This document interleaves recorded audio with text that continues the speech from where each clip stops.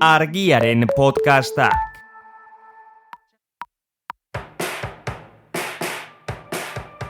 Menda bikoitza, Garbiñelarrearen podcasta. Sendabelarrei buruzko bitxikeriak, erabilera praktikoak eta belarren munduan aritua eta aditua den jendeari elkarrizketak.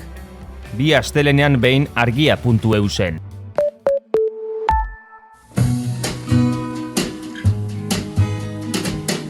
Don't know much about history. Don't know much biology. Don't know much Hau, oroimen histerikoa da. Historia diren istorioek txoratzen gaituztenon podcasta. But I do know that I love you. And I know that if you love me too, what a wonderful world this would be.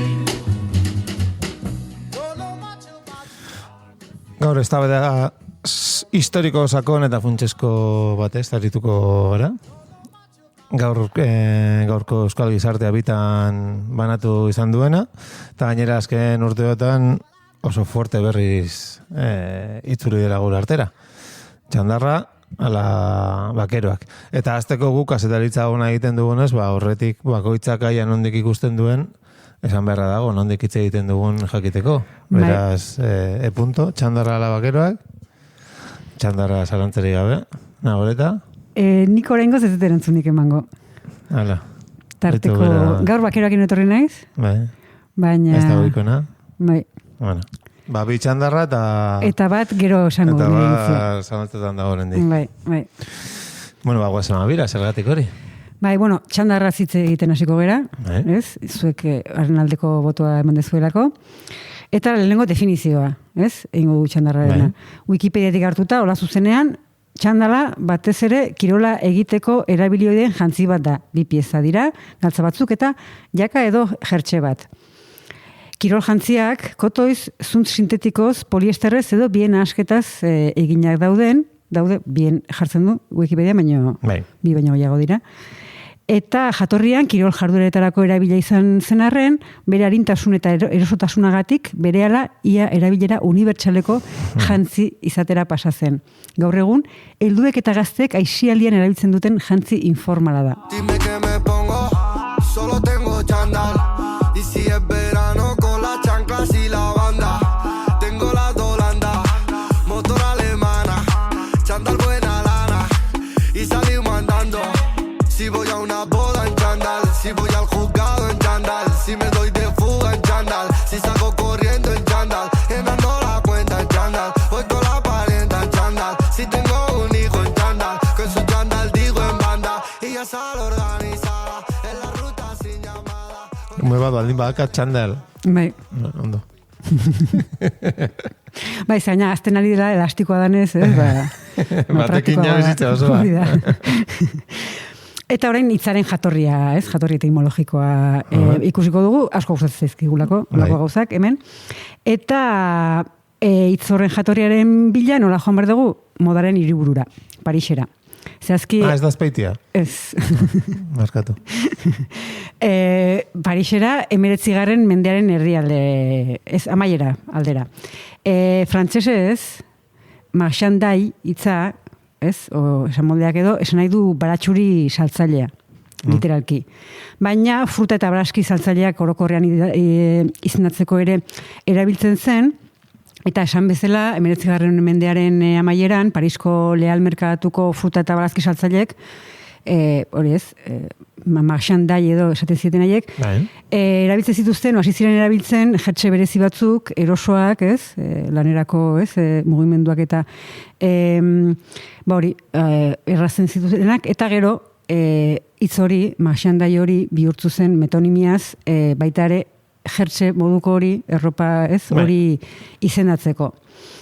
Eta gero, hitz hori laburtuz, eta hasierako silaba magorik enduta, xandai bihurtu zen, eta hortik, ez, Jabide motza dago. Bai, gainera, prenda hori edo antzekoak hasi ziren erabiltzen kirola egiteko, ez, oso erosiak zirelako, eta orduan, hori, bai jertxeari, eta gero galtzei ere, ez, kirolak egiteko galtzei, xandai edo esaten zieten, eta txandal iritsi da gure gana, eta ez dakit zuen etxean, erentxean mintzat, azkeneko elea erre bihurtua eta txandarra da. Txandarra.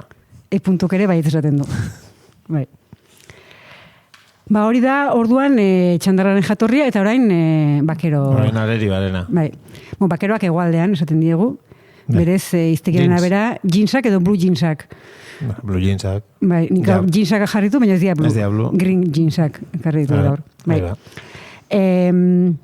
Baina bada, naziarteko beste hitz bat, hizkuntza askotan erabiltzen dena, oial bakero berezi hori, edo oial horrekin egiten dian jantziak izendatzeko denim.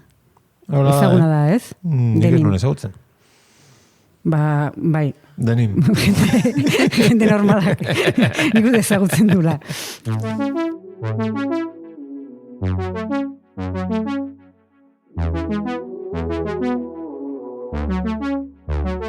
Oh, this doesn't make sense.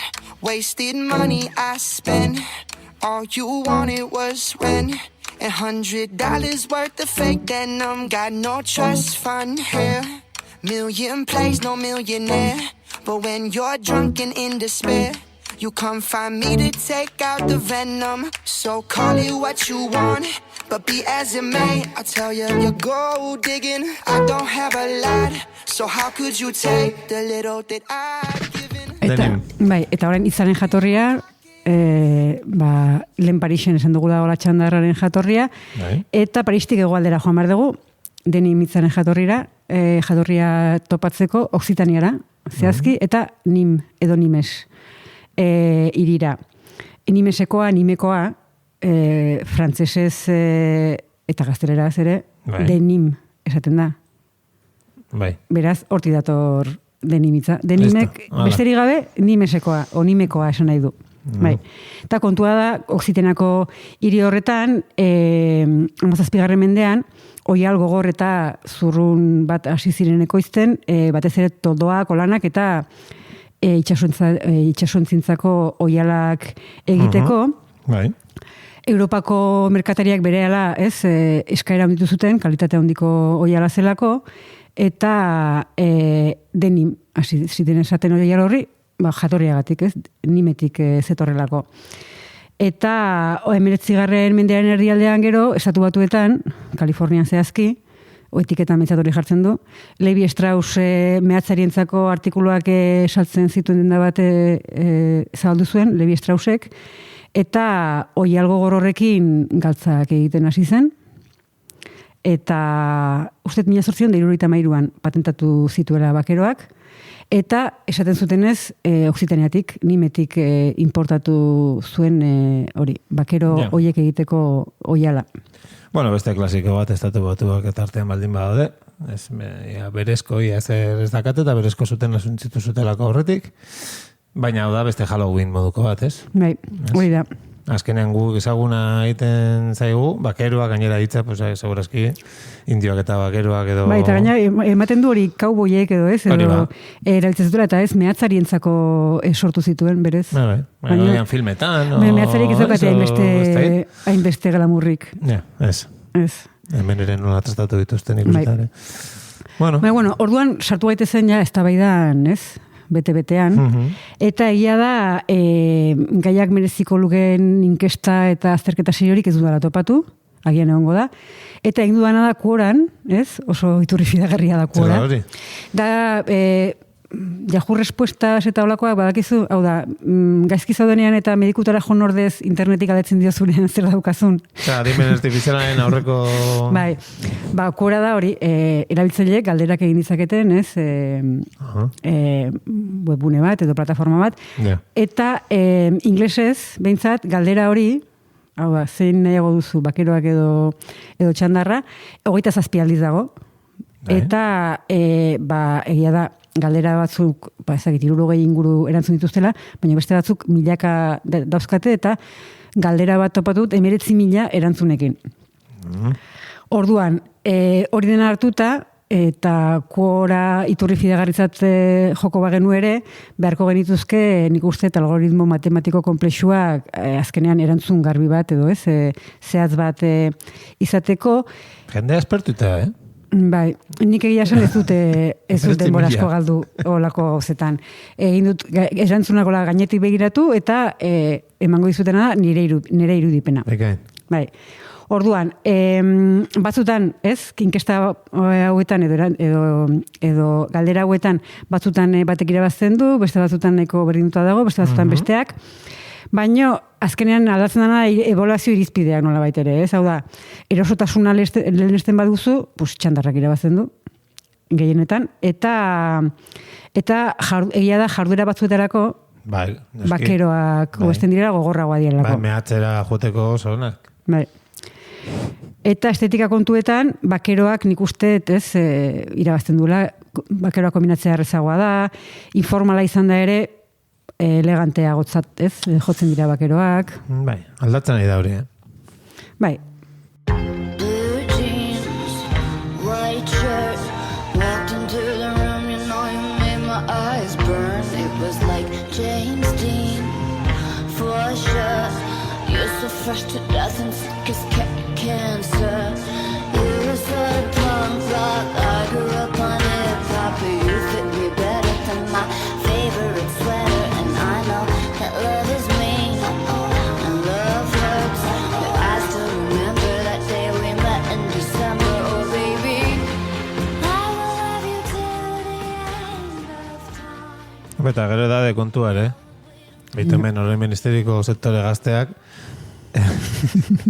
txandan alde egin du. Eta bestea, zelantza eska. Sektore gaztea zuekzeate. A ber, nik esan, oainera jantzen guizuet. Nire ustez, dago gauza bat, da, elastan eta alako zuntz sintetikoek, azkenean egiten dutena da, bakerorik gogorrena zurrunena ere, nolabait ere, txandar alazten dute, edo txandartzen dute, ez? Bueno, bai.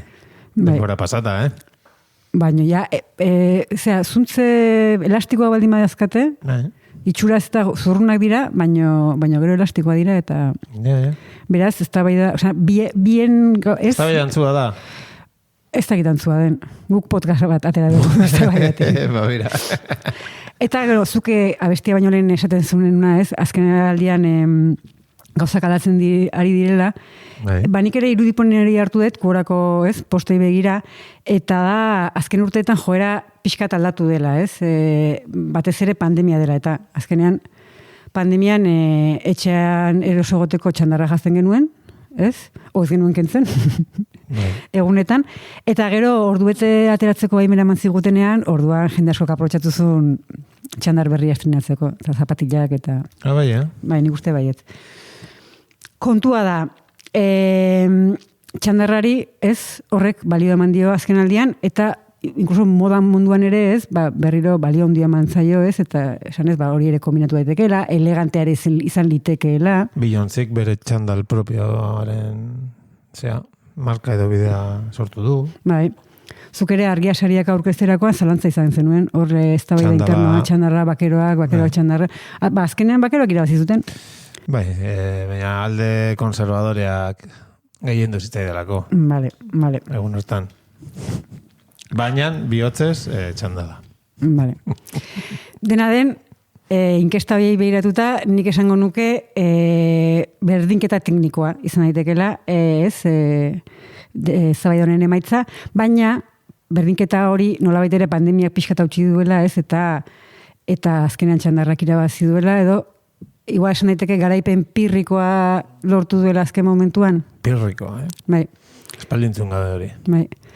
Nik, gaina esango nuke ez deula, ez nik ez dela oso ondo erabili hontan, eta askotan, batez ere prentsa deportiboan, ez dela ondo erabiltzen zen. Maten du, garaipen pirrikoa dela azken momentuan, merezitezun penalti, ez? Eta garaipen pirrikoa izango litzateke, irabazten baldin badezu, baino, ez dakit, jokalari erdiak lesionatuta, beste 3 kanporatuta, eta ez dakit, eta zelaia itxi dizutera, Viniciusi txotxolo esan dizulako adibidez. Kontua da, definizioz, garaipen pirrikoa da, norberaren aldean kalte handiak jasandako lortutako garaipena. Hau da, irabazi bai, teorian, baino galera handiak dituzunean. Bai, gerra askotan gertatu izan dena, ez? Hori da. Eta izan ere, gatazketatik dator izena. Dela ez. Eta Pirroren gandik dator. Pirro, Bai. mirro eta... bai, Bai. Ze garaitan dari? Hori da, Kristo aurreko laugarren, hirugarren mendean. Zabitu. Bai, Ja, zenbat bai. urte eta zeizen guapoa zeuden. Bai. Pirro zan Epiroko erregea. Epiro erresuma independente bazan, erresuma aske bat Grezian zegoena. Egungo Grezia eta Albania artean Artean. dagona, bai. Eta esan bezala Pirro laugarren mendean jaio zen, 318 urtean, zehazki, Kristo aurreko mendez urtea zaigea, Eta hil zen 272an. Bi tartetan izan zen errege, Epiroko errege, bat Kristo aurreko 307tik 302ra, hau da, Tartean aur nera bezala. Erasmus, izan zuen tartean. Bai. Igual praktika batzuk egin zituen. Errege praktikak. Oso gazte zela, uste da 11 urtekin edo... Errege praktikak Saudi Arabian edo, ez, edo, alako, nola joten dira orain errege? Dubai eta... Bai. Eta gero erregaldi nagusia edo 279tik 272ra, beraz hil arte. Eta esan bezala, Epiro Greziako erresuma askea zen, eta hain zuzen Pirroren bigarren agintaldi hortan izan zuen bere, ez dakit aldi gorena edo. Garai hartako militarrik gailenenetakoa izan omen zen, eta berez Erromatar Errepublikaren etxai nagusietakoa. Bitore jatorra. Bai, ez dakit. Eta, baina berak ere bazituen bere erresuma zabaltzeko grinak, eta beste, bai, greziarrekin ere, beste greziar batzuekin ere borrokatu zen, Macedonia, Tesalia, konkistatzen saiatu zen, eta ez beti, gatazkaren bidez, beste herri greziar batzurekin ere bat egin zuen. Beldurraren bidez. Hori da, mehatxuaren bidez. Eta, aurreko pausua, ostekoa, zer nahi dugu, ez? Kontua da, Kristorreko 281 Tarento iria erromatarren aurkako gerran zegoela, eta tarentoarrek, Epiroarrei laguntza eskatu zietela. Pirro orduan etzen errege, oraindik, baino bai ejertzitoko, Epiroko ejertzitoko kidea zen. Eta erromataren aurkako bi gatazka gogorre borrokatu zituen, urrengo bi urteetan, lehena Herakleakoa izan zen, Heraklea Lukaniako provintzia erromatarrean zegoen, eta Pirroren armada osatzen zuten 30.000 soldaduk, 3.000 zaldizkok eta 26 elefantek. Eta parean, erromatarrek, Laebinok, 35.000 soldadu erromatarreko armada zeukan, ia bikoitza. Baina elefanteri gabe. Hori izango zen igual klabea, elefanteak. Dependez elefante. Azkenean gudua Pirrok irabazi zuen. Ikusten. Bai, baina erromatarre galera larriagok izan zituen. 35.000 erromatarretatik 15.000 hil ziren. Bueno. Eta Pirrok aldiz soldaduen erdia baino gehiago galdu zituen. 20.000 izan da, antzeko izango ziren, iagian, hau da, zenbakiz, erromatar gehiago hil ziren. Gehiago zielako. Baina hori da, portzentaiez gutxiago. 13.000 galdu zituen Pirrok. Bueno. Eta Askulumeko gatazkan, hori Apulia probintzian dago, beste berriro ere Pirrok irabazi zuen, baina berriro ere galerak handiagoak izan ziren garailearentzat, irabazlearentzat. Bai. Irabazten zuen, bueno, bai. Ez, tipo Vietnamen, ez? Irabazi zutela, baina bai. Baina, Bai, erki galduta. Bai. Batzuk diote, garaipen pirrikoa esan moldeak, Herakleako, gudua duela jatorri, beste batzuk Askulumekoa, argi dagona da, Pirroren garaipen gogorren ondorio dela, esan molde hori, garaipen pirrikoa. Eta gaur egun, erabiltzen dela, esan dugun bezala, galarilarentzat, baino, galtzailaren zat baino, galera handiagoak Bai. eragiten dituenean irabazlean zat. Eta Pirrok berak esan omen zuen, gatazken ondorioak eta jasandako kalteaz jabetuta, esaldi hau bota omen zuen. Halako beste garaipen bat eta gureak egin du. Hori kamiseta baterako ona da, Ba, bakizu. Ez? Euskal Herrian. Ia guriak egin du, badegu zeinek agindu, ez oraindik umildu, alkarren gana bildu. Gerra nahi duen guzia, berari kendu bizia. Ai, ai, ai, ai, ai, ai. Take this bus, take this bus. Joio, maia, Gerra natuen guztia, berarik kendu bizia. Xenpelarre bertsoa dira. Bueno, orduan Xenpelar 8 urte minimo gartela. Ez? Hori garzonen eskutan eroriz gero. Bai. Bueno, barkatu Pirriko. Bai, ez, bai, kontua da, hori, esan zuela, Pirrok hori esan zuela, ez? Eta Pirrorenak egin zuen handik aurrera. Egia saiatu zela, ez? Saiatu zen agian estrategia aldatzen. Toen galtzen badut, agian hobeto aterako zait. Ba, ezagit propio egin zuen, baina hori izan zen. Berez saiatu zen Piroren inguruan mendebaldeko erresuma greziar, ez? Indartsu bat sortzen, ez? Baina erromatarrek mendean hartu zuten, Espartarren aurka ere gerra galdu zuen, Argoseko, eta orduan Argosera ere egin zuen, eta hori, agian hori izan zen bere estrategia, ea gatazka galduta, ez? Hobeto bizitzen alta esan. Ba, ez zen hori emaitza izan, eta gainera Kristaurreko 272. Urtean, bere erregaldia amaitu zen, bere bizitzarekin batera, ustez, telak batek buruan jota hilzelako. Eriotz Pirrikoa izango ditan gara egun, ez? Argiaren podcastak.